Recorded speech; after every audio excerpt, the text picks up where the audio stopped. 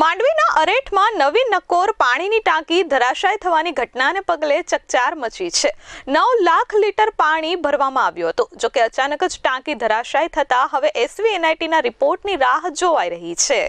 સુરત જિલ્લામાં ભ્રષ્ટાચારનો ટાંકો તૂટી ગયાના દ્રશ્યો સામે આવ્યા છે। માંડવીના અરેઠના તડકેશ્વર ગામે કરોડોના ખર્ચે બનેલી નવી નકોર પાણીની ટાંકી ધરાશાય થઈ છે। 11 લાખ લીટરની ક્ષમતા ધરાવતી ટાંકી તૂટી પડતા 3 જેટલા શ્રમિકોને ઈજાઓ પહોંચી છે। ટેસ્ટિંગ માટે ટાંકીમાં 8 લાખ લીટર પાણી ભરવામાં આવ્યું હતું, જેના કારણે અચાનક જ ટાંકી તૂટી ગઈ હતી। 3 મજૂરો ઈજાગ્રસ્ત થતા તેમને સારવાર હેઠળ ખસેડવા પડ્યા છે।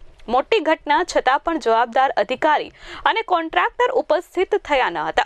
જમીનના ભાગેથી જ એક તરફ વિશાળકાય ટાંકો ધ્વસ્ત થતા અનેક ગામોને પીવા માટે પાણી મળવાનું હતું તે નહીં મળે।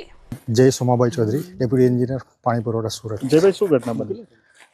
ગાય પગલા જૂથ યોજનાનું આપણે પ્રગતિ હેઠળ કામ ચાલી રહ્યું હતું, જે 21 કરોડના ખર્ચે જયંતિ સુપર એજન્સીને આપણે કોન્ટ્રાક્ટ આપવામાં આવેલો છે, જેમાં આજ રોજ લગભગ 12 વાગ્યાની આસપાસ 9 લાખ લીટર કેપેસિટીની ક્ષમતા અને 15 મીટર ઊંચાઈની ટાંકી હતી, જે આજે દુરસ્ત થઈ ગઈ છે।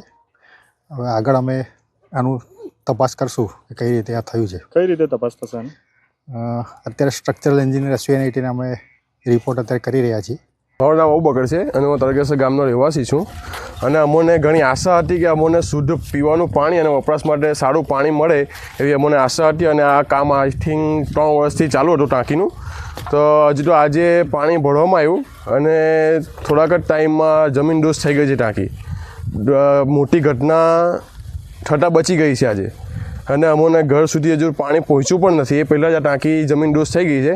આ ભ્રષ્ટાચાર જે થયેલો છે એને રોકવામાં આવે અને સારું અને વ્યવસ્થિત મટીરિયલ વાપરવામાં આવે એવી અમારી માંગ છે અને ગામ સુધી શુદ્ધ પીવાનું પાણી અને ચોખ્ખું પાણી મળે એવી અમારી માંગ છે। નિર્મલ પટેલ, S24 ન્યૂઝ, માંડવી।